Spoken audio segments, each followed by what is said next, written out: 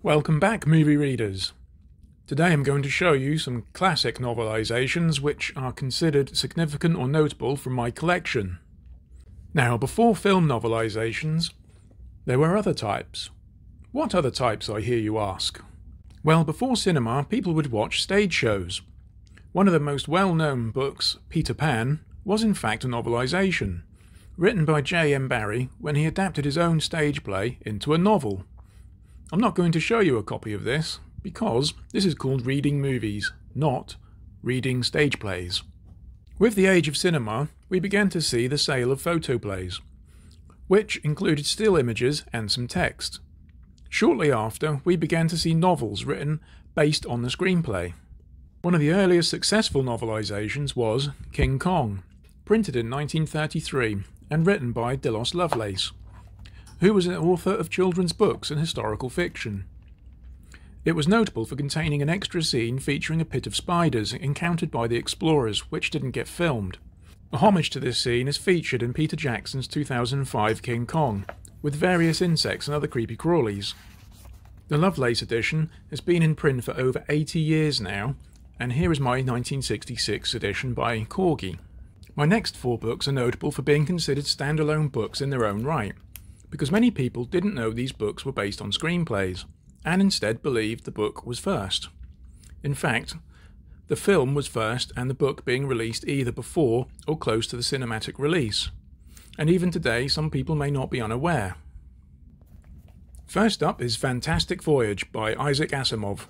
First published by Bantam Books in '66, this is my 1979 reprint for Corgi in the UK.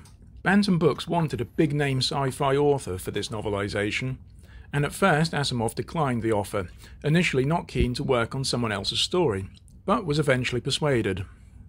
Due to his status, he was allowed greater freedom in writing this book, which resulted in a book very much in his own voice and style. Next is Arthur C. Clarke's 2001 A Space Odyssey. This is my US Signet first edition paperback, published in 1968 in July. Clarke wrote this novel simultaneously with a screenplay, therefore he did not consider this book as a novelisation for this reason. But I and many others do. Sorry Arthur, you're outvoted on this one. The book has an epic story, in what is a relatively short paperback. The book is notable for the close work of Clarke with the film's director, Stanley Kubrick, resulting in ideas being transferred back and forth from book to film. The closest fusion of book and film in novelisation history, bar perhaps one which I will come to later on. Next up is The Omen, written by David Seltzer. This is the Futura edition published in 1976. This is another novelisation regarded as the original book the film was based on, mostly thanks to the publisher's clever marketing strategy. But the truth is, this book was written during filming by the author of the screenplay, Seltzer, after he visited the set and was inspired by what he saw. He managed to finish the book a few weeks before the premiere of the film. There are plenty of extra scenes and information in this book, which only added to people's perception of the book coming first. Next I have this, a quick and inspiring read, The Wave, in 1981 by Dell. Some viewers may have read this at school. Written by Morton Rue, which is the pen name of Todd Strasser, who has written many young adult novelisations. I included this because it is still widely in print today, and used in schools to illustrate to pupils how the atrocities of the Nazis were allowed to happen by ordinary German populace. The film is based on a true story in a school in California. Now, my next book needs little introduction or explanation. It is, of course, Star Wars, ghostwritten by Alan Dean Foster and released a full 6 months before the release of the film.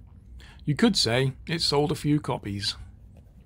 Hot off the back of his success with Star Wars and becoming the go-to author for film novelisations, we have Alan Dean Foster's Alien Trilogy. First published in 1979 with Alien, this book famously has the added scenes not featured in the movie, giving fans some more insight and enjoyment.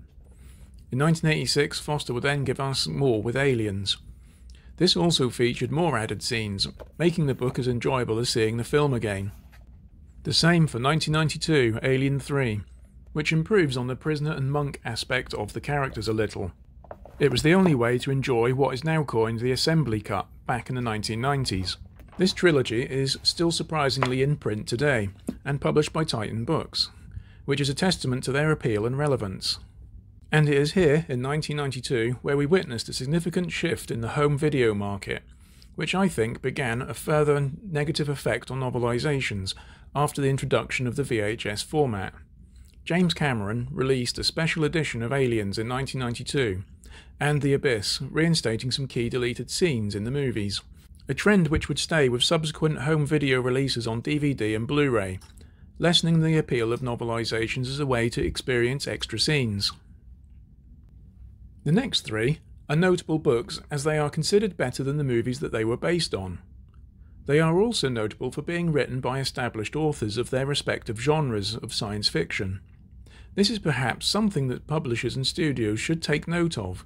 Get established writers to pen your novelisations, work closely with them, and allow them the freedom to expand their ideas is probably the key to a good novelisation. So first I have The Abyss, shown here with both US and UK editions. Like Arthur C. Clarke before him with 2001, Orson Scott Card wrote this closely with James Cameron, and elements of the writing of the book ended up in the final film. Pocket Books gave Card an extended deadline, as both writer and director wanted the perfect novel of the film, and not a straight novelisation of the screenplay. The result is notable as the book manages to outperform the movie. Second is Total Recall by Piers Anthony, taking Paul Verhoeven's action film and converting it into a rounded, expanded novel, enhancing the plot and successfully synthesises themes from Philip K. Dick's own style into the story. According to Anthony, this book should have entered the New York Times bestsellers list, but nervous folks at the publishers failed to print enough copies in the first run, printing instead 300,000 instead of 600,000, meaning that the book missed out on the top spot in the opening week. Thirdly, we have Existence, or Existence as I think it was pronounced in the film, by John Luther Novak, which viewers will be well aware that this is the pen name for Christopher Priest, writer of The Prestige and other stories. I have yet to read this, but I've noted that there's a fair amount of academic acclaim to this book, so I've definitely included it. The cover art is a little bit of a strange choice, a murky out-of-focus Jennifer Jason Leigh. The last two of my list are mentioned just for merely bucking the trend and gaining sales in a world now dominated by home video, streaming, and social media and the internet.